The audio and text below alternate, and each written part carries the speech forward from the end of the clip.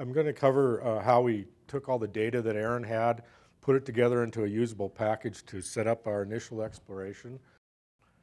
Here's one of the oldest maps I've found from the district. This was about 1904 or 1906, and I'm just giving you some examples of all the data that we have that we've used to come up with our geology and exploration and reserve planning.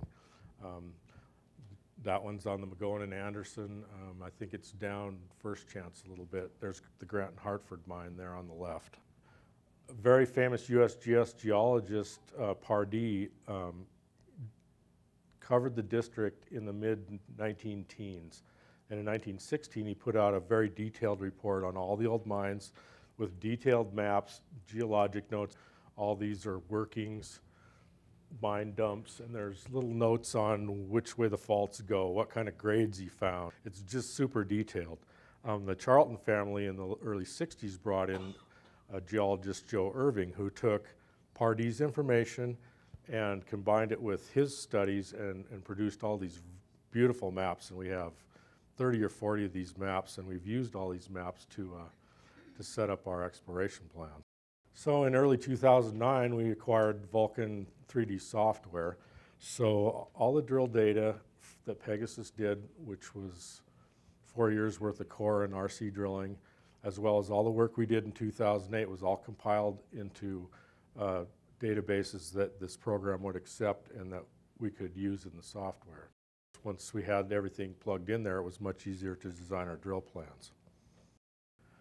So when we first got started, Pegasus had already drilled some holes down the Willie, and these are the 2 holes that they had drilled. So we decided we would try to follow up on this vein structure, and we drilled 1 hole in between and 1 below it. So this is a 2-dimensional plane we drilled on. We had no indication yet whether it went east or west from where we started drilling.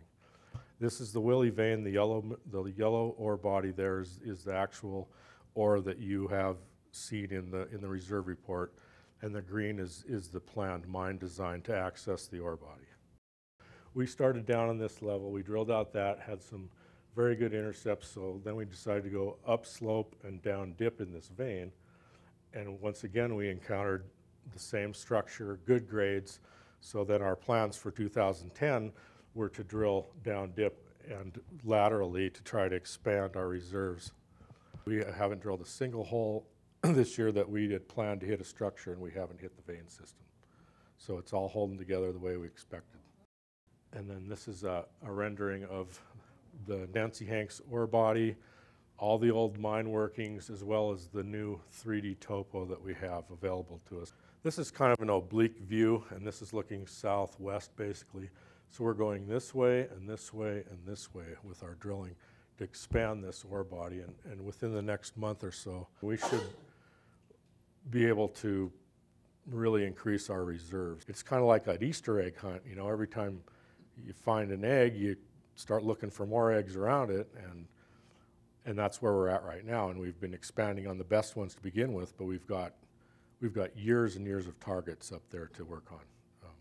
We're not going to run out of targets for a long time.